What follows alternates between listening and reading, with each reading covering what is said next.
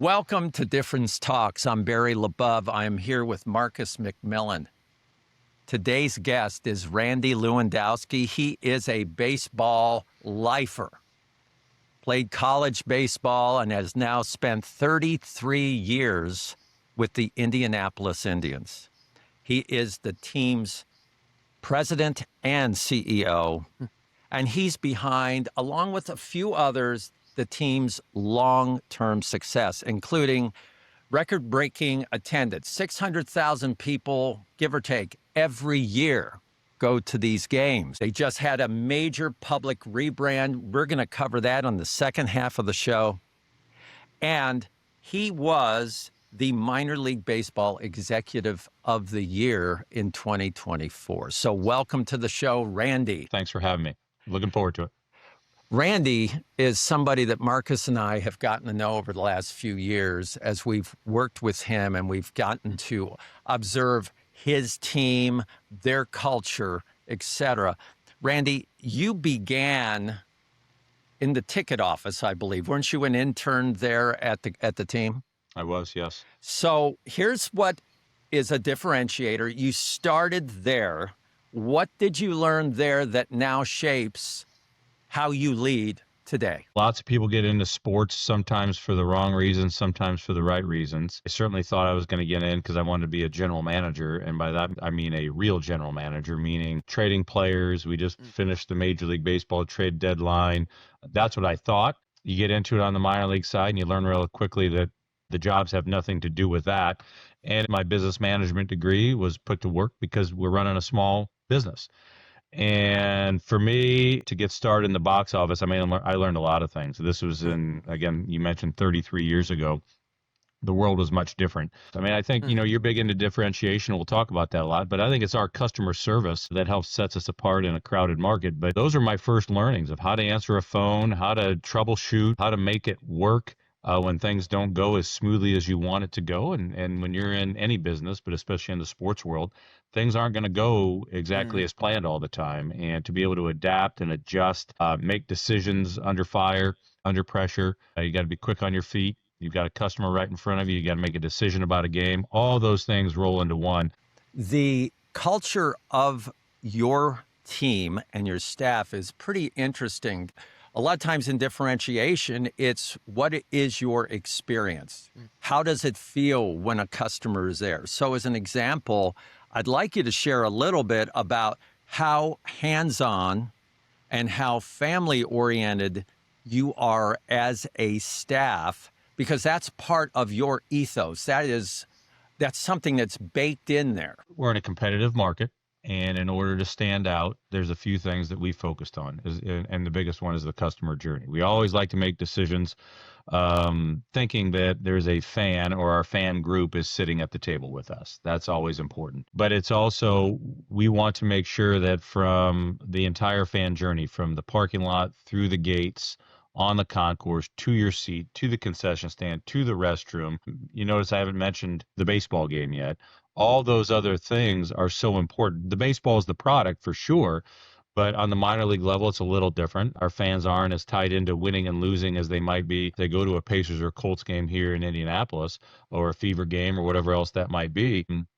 We're not tied to that. And that's super important for us to know that it's about that customer journey, and that baseball does lend itself to, I think, a little more free-flowing conversation. It's welcoming to all different types of outings, meaning you can come with your friends, you can come with your family, your kids, business, group, whatever it might be, church, all those things. And baseball lends itself to that. And you don't necessarily need to be a fan. And so we focus so hard on that experience and making those kinds of memories. And we want to try to be in control of those things that we can and execute them to the best of our ability. What brings all that together to make sure these experiences are one of a kind, unique, special, and memorable? You can talk about culture and those kinds of things, and it's great to put that stuff on a wall in a framed photo, but it's really more about just how you act and how you treat people. That is what oozes from our staff and from our organization and from our facility. I'll try to get to the gates when people are leaving. And by and large, 95 to 98% of them are smiling. And the other 2 to 5% that aren't, it's because they can't find their son or their child or whatever else when you're trying to leave amongst thousands of people, right? And I joke about that. It's not about me, but I do try to make sure that I can lead by example from that perspective and that I can talk to anybody at any time. I'm accessible on the concourse. We wear name badges, but it's also about our frontline employees, not even our full timers. Those are our ticket takers, our ushers, guest services, anybody and everybody that our fans come into contact with are so important. People have lots of choices and they can spend their disposable income anywhere they want. And we want to make sure that when people say they've been to Victory Field, they've had a good time. And that journey's never done because every interaction can be a first, it can be the next, and you never want it to be the last because that means you're not doing a good job. So we just try to take it from A to Z all the way through that experience that I talked about earlier and just stressing that to everybody that works on our staff, full-time, intern, part-time, whatever else it might be. That journey, that experience, that memory making is what makes us successful. Randy, give us a little inside baseball, so to speak, of how AAA or any minor league team is run. What do you have control over? And then what do you have absolutely no say in on a day-to-day basis that we don't understand? Max Schumacher's our patriarch. And then when he started as the general manager, there were times when he was signing players and trading them and selling them to major league clubs and all that. And the major league clubs wanted more control. I mean, at the end of the day, they wanted to have those players under their own umbrella as they would train and develop them. And the one thing we don't control are roster moves, our players. It's totally weird that we're a professional baseball team, and the one thing that we don't have control over is that team. That's throughout the entire minor league system, all 120 teams, and it's one of the more unique business models that's out there. Now, what we are responsible for is the facility. We need to make sure that on the player side, that the facility is ready and prepared and cutting edge for the players and their development. So there are lots of things we need to do for the players, for the umpires, for the coaching staff, whether that's the clubhouse setups. There are more females in the game and they have separate dressing areas and meeting spaces. That has evolved over the years. The batting cages, the fields themselves, all the player safety, health, wellness, all these things that have come in vogue over the last 5 or 10 years. Those are all things we need to provide, supply, and make sure they're at the top end because we want to have a well-run facility. The way our deal's set up is we're responsible for all those expenses to maintain, repair, manage the facility, market the facility, market the team, market the baseball, market the promotions, all the other things that we need to do to draw in fans to sustain that business to help offset those expenses. So it's a business model. Just probably the most expensive part of it isn't ours, and that is the players, which is, again, wholly unique. It's been longstanding and will obviously ebb and flow over the years, but that is something that took me some getting used to. And I still walk into a suite to go visit with clients or partners, friends, family. You still have to explain what I just explained.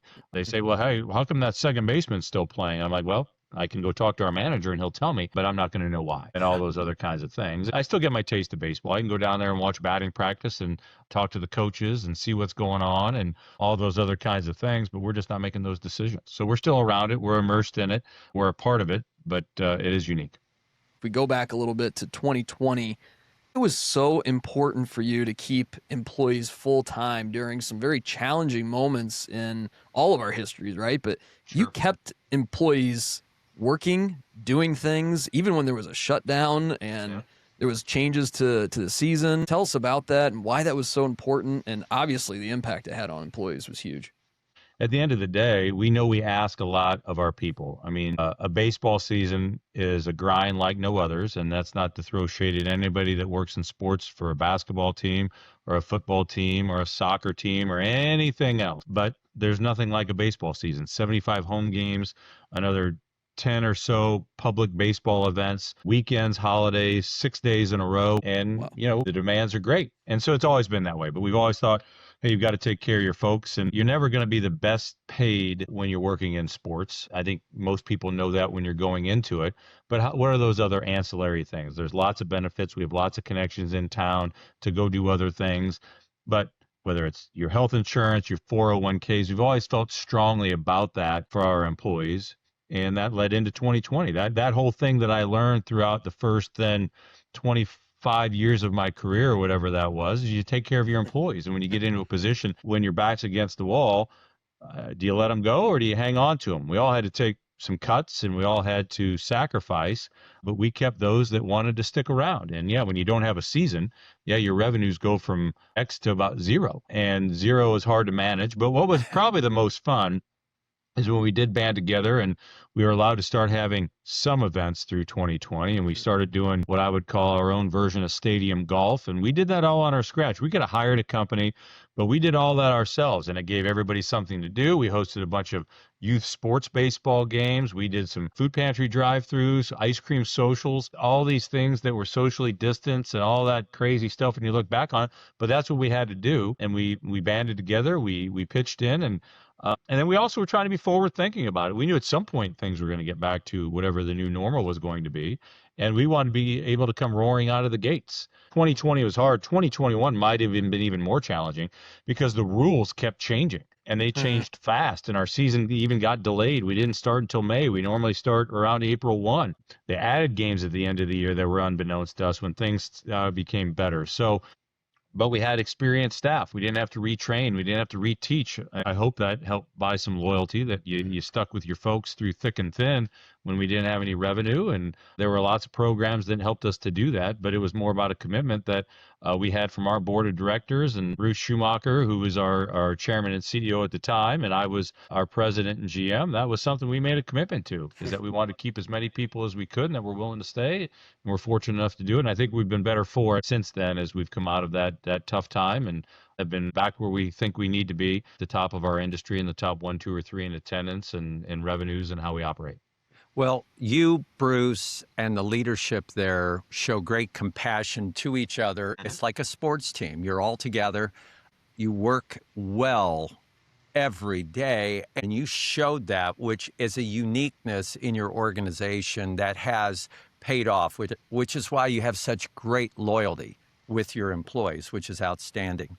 When we come back, we're going to talk about one of, if not the biggest challenges you have tackled with the organization, and you have come out of it stronger than ever. And that is the rebranding of this century-old team to make it more relevant than ever. We'll be right back on Difference Talks. Difference Talks is a LaBeouf production. Our focus is differentiation, and we believe it's more important than ever to differentiate your brand and experience. Contact us at labeouf.com for a conversation. We'd love to connect with you. We are back on Difference Talks. We're going to talk about one of the most challenging experiences that you could ever have in an organization, where you were challenged regarding what you're about. You went through a rebrand, and instead of dictating it, instead of controlling the outcome, you allow learnings to take place, you embrace new ideas, and you come out stronger than ever. A true story of courage and differentiation. Randy, share with us, because it goes back a few years, what you and that impressive organization have tackled regarding the Indianapolis Indians, its name and its branding. Well, you talk about challenges, and there were a few. You know, we were told moving into Victory Field in the middle of 1996 was going to be the challenge of a lifetime, and it was at the time. We just talked about going through 2020 and not having a season. Well, that's a challenge of a lifetime. And then coming out of 2020, pandemic, social unrest, all those other things that spawned out of that, it starts with our team name and Indianapolis Indians. And it was something that it would flare up now and again, but being a minor league team and those other things and being in Indianapolis and in Indiana, it had made sense for us to just be the Indianapolis Indians.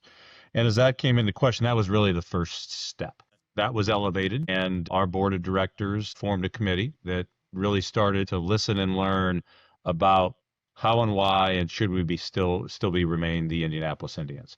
And that was an exhaustive, long process, probably most of 21 and 22. And, you know, to do those kinds of things and to be intentional and to really listen and learn, it just takes time. And everybody wants some of those things to be, they think it's going to be quick and turnkey.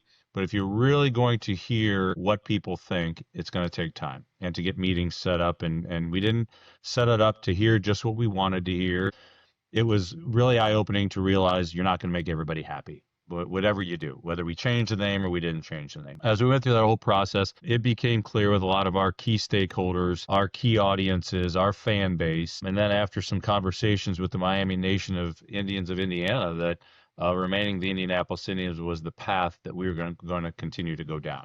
And so once we cemented that, really brought the partnership to light with MNI, who that's how I'll refer to Miami Nation, was integral. Their partnership, the way we've learned about their culture, them, the Eastern Woodlands, and not just about MNI, but just Native Americans in general in this area, was eye-opening. And that just then led us to, well, what are some of the next steps? That gets us into this rebrand. And we called it a brand refresh because we weren't changing our team name, but we did feel like we needed to change the look. In the minor league baseball world, it's uncommon for anybody to have the same marks or logo for as long a period as we did. And I started in 1994, and I had seen the same marks and logos my entire career. So not only did we find out that our marks were inaccurate, as we went through a lot of that listening and learning, our old marks and logos had more of a Southwestern motif to them. How and why that all came together, that predated me, but it's just what we had. And as we listened and learned to Eastern Woodlands and some of what their history was about was ribbon work and imagery that was made more sense to the Midwest and things. And so we decided that this was the time to embark on what we called the brand refresh and what might be transformative not only for our organization, our relationship with MNI and other Native groups and things like that, to cement that, to provide a platform, become more of an educator throughout the entire process instead of just solely being known as the Indianapolis Indians. And I think we've done that.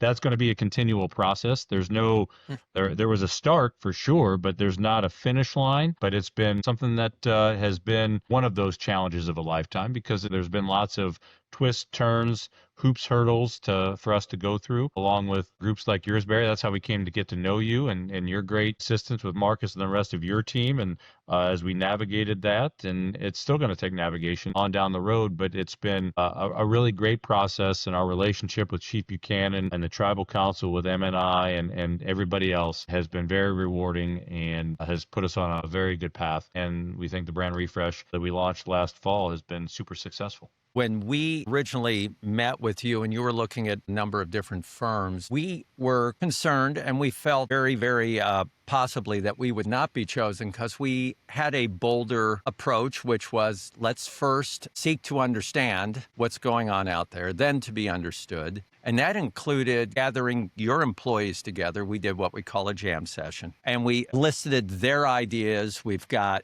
a lot of creative thoughts that they had regarding the brand refresh and other ideas.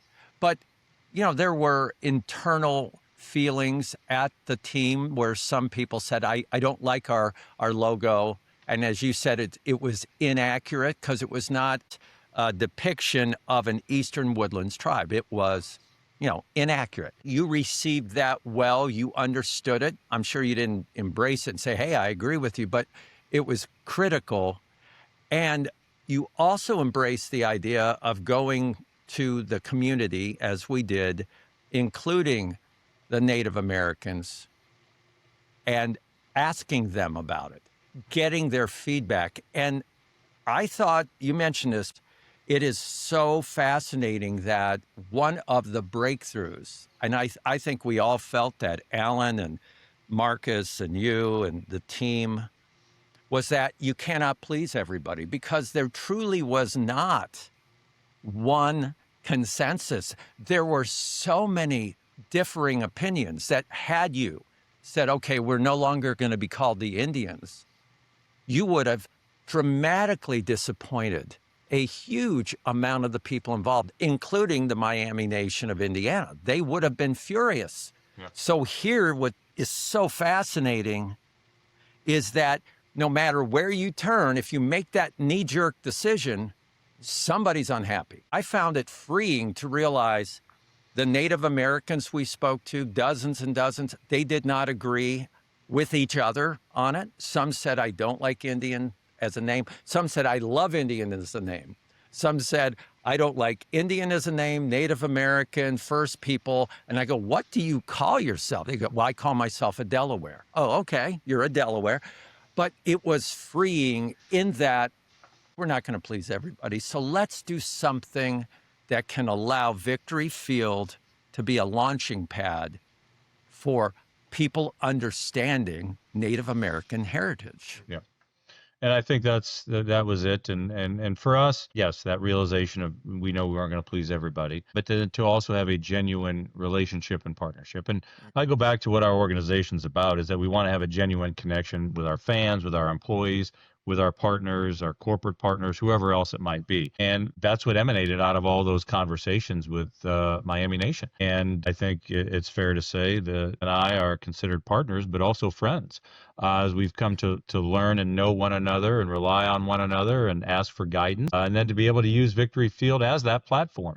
It's not the end-all be-all for M&I and other Native Americans. We know that. But for us to feel it's important enough and put the land acknowledgement that we helped create with lots of input and lots of different folks to get what we think makes a lot of sense and helps tell that story, to put it into our center field entrance and to replace the old logo, I think was monumental. We read it before every game. We have a Native American Heritage Night. We have specialty uniforms that the LeBeau group, Marcus and others helped us put together, along with strong M&I input. All of those things, as you blend it together and we think about then what can be next. I mean, like I said, it is going to be a consistent and constant journey, because there's not a finish line, because there's so much to learn, to educate, and for us to be able to provide that platform for M&I and others to utilize. And whether that's redoing websites and raising awareness and all those other things, because that's the one thing that we hear from other Native Americans, is just to remind people that they are still here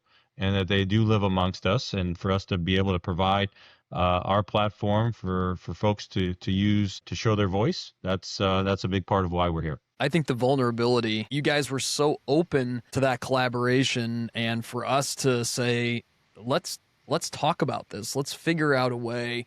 But at any moment you could have said, well, we're going to go. Sure. And we're going to ship it, as they say. We're going to get this out. But instead, it was, let's listen, let's learn, let's do this right. And I think that's an important distinction. These are challenging but opportunistic challenges. They're challenges that breed really great things, really positive, introspection in yourself, really great experiences. It's really positive, but it's not easy. The anecdote or the adage of, it's simple, but it's not easy. The simple thing is, yes, let's follow this direction, but boy, it's going to be a bit challenging and bumpy, but the end of it is such an empowering, really great piece. What do you feel like, though, was the most challenging part, but also the most worthwhile piece of this, Randy? The entire process was challenging. I mean, that was from when it started in 2020, 2021 to the culmination. To the culmination, it was just the unveiling of the marks. I don't know if I can put my finger on any one thing that was the most challenging, because the entire process was. Mm-hmm.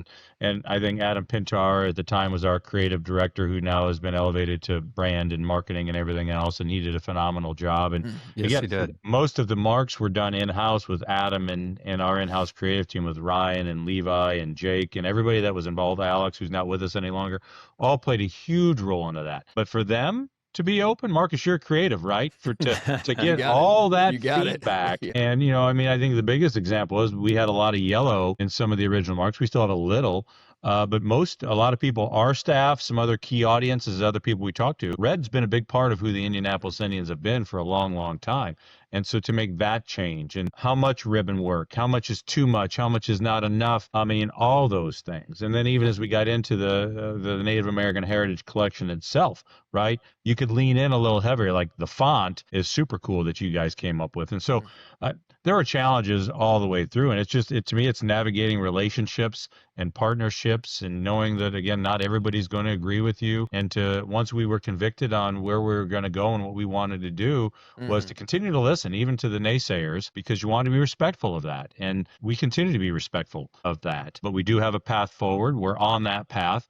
I think when we first, when it all finally came together and we knew this was what our style guide was going to look like. And again, we talk about marks and logos, but it's even been more of that, right? It's opened up everybody's eyes to the relationships and the education and all those other things. But yeah, it's when we went out to start, as we were talking about how and when we were going to unveil it, and we chose to do it at Swing at our end of season nonprofit fundraiser because we had a captive audience and it was at the end of the year and we wanted to get out ahead of it so we could talk about the brand refresh through the entire off season, which was a bit unique from just an overall timing perspective. But as we visited with some of our fellow sports partners in town, and as we unveiled the marks to them for the first time, to see their initial looks, I mean, we're all pretty critical in the sports industry of marks and logos, and to get some of the comments we got, and I won't name any names, but there were a few where people like, I am going to wear that hat every time that I travel. That has held true. And, we thought a little bigger with the monogram INDY for a minor league team to try to take on your city moniker to create a new look for that. It was bold. And then to weave in what I'm wearing here on our shirt today with our roundel and the ribbon work and all those other things, and to tie in a diamond in baseball and the 1902 and to call ourselves Indy's original home team. I mean, we got out of our comfort zone a little bit because we do tend to be humble, but we did stick our chest out on some of this stuff and felt like it was the right time for us to do it as an organization.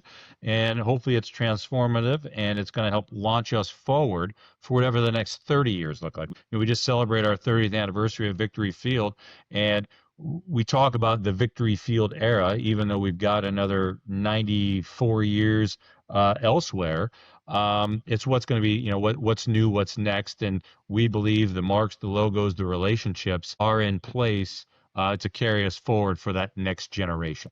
Marcus, and you talked about education. Very important to mention, it's not just lip service. We created with you and with Native American input a series of training modules. Yes. Which were very in-depth about the Eastern Woodlands tribes who live here today. Very important when people hear this. One of the big problems is we talk about a historic group of people. No. They are here today. Right. So we created, with your help and the help of the MNI and others, a very in-depth training program which you require all employees to take and to be certified in. And that at some point will be offered to many, many people out in the public. So that's a big deal. Another big deal that was a great learning experience was Adam taking the lead as the creative director at the time, and he's moved up, of course. But he had to deal with people nitpicking things, and he had to stand up there and listen, and he did a phenomenal job because he has such great talent and passion. Another thing I'd like to share that's a great indication of what you, Bruce, and team have done on this is Major League Baseball has talked to us about what you've done, and they said this is something that is incredibly impressive. They look at this as one of the very stellar examples of a team refreshing its brand and being able to use the 600,000 people who are coming in as students of Native American heritage. We all get to learn. But one more thing, I think part of what was incredible here, Randy, and I say this because I feel we've become really good friends, we all learned as we went through this. There was no all-knowing entity that said, do this and do that and here. No. We are richer intellectually for it. I had no idea that there were 547 tribes in the United States. I had no idea. Right. I had no idea that they're independent entities and they have pride and they have their own identities. I had no idea. I had no idea. What we all learned as organizations has been amazing, and we will never be the same individually or collectively. Marcus, I'll turn to you. Randy, maybe we have this same podcast in another couple of years and we're looking back and we're like, man, the last 2 years have been amazing. They've been fantastic, building relationships, continuing down this incredible path that we've foundationally created, this year, last year.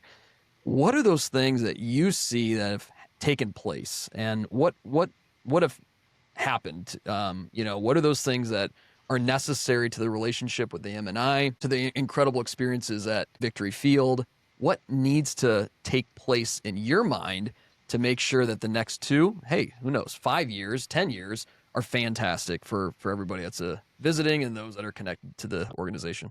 Well, I talked about us being genuine in those relationships. I mean, those are the things we talked about, is that we made sure, and I trust me, M&I and their leadership, it wasn't about a transaction. It was about a partnership. And that just doesn't end just because. Like I've said it before, there's no finish line. And, Joel Zawacki, very important through our process, our VP and CCO, he was behind the scenes, scheduling, managing the entire process of the internal jam sessions, the gallery sessions, everything else that went on. We made that commitment when we started that this has to be, and we developed the relationship with M&I.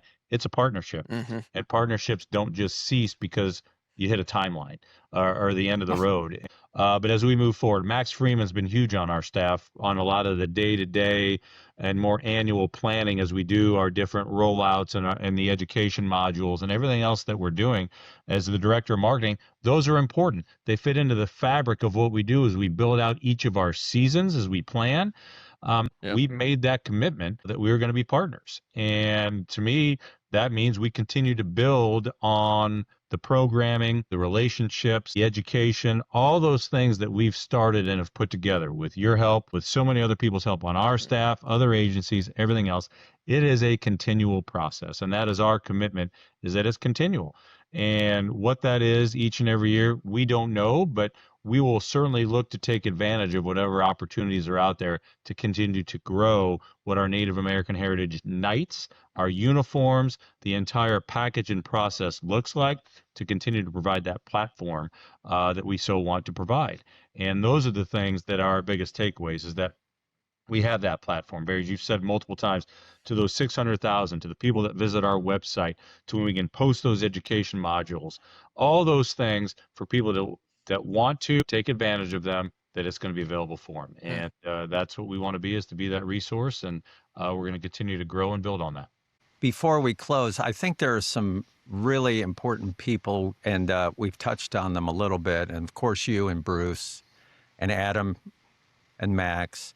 Joel would have to be the key person from the beginning of this, that without his passion, it just wasn't going to happen. Sure. And Chief Buchanan and his wonderful family at MNI have been absolutely wonderful. They've been open, honest, appreciative, if anything, so humble that it just breaks your heart because you want to help them more. So it's been an experience for all of us. And as you said, and I'm wrapping up here saying this, what's really beautiful and fascinating is we all changed, and we're going to help the region around Indianapolis change as well, as they appreciate the Native American heritage that is part of us. That is part of Indianapolis, City of Indians, as it's called, Indiana, home of Indians, which is what it was derived from. And our goal has been to find a way to make what could be a very frustrating challenge into something that is actually positive and inspiring. So I want to thank you today. Thank you, Marcus. Randy, you have shown great leadership. We want to thank you, wish you phenomenal luck in the future with what you're doing. Everybody follow the Indianapolis Indians. Take a look at what they're doing. It's inspiring. Go to the games. Victory Field is pristine. It's one of the most beautiful stadiums, and it's 30 years old. It looks brand new. So until next time, thank you, everybody, for this wonderful opportunity to speak with Randy on Difference Talks. Thank you for joining us on Difference Talks. All of us at LaBeouf are proud to celebrate great people with inspiring messages. Difference Talks was created, produced, engineered, and performed by the LaBeouf team. Even the music is original. Contact us at labeouf.com to learn how to differentiate your brand and give your team a sense of significance and meaning.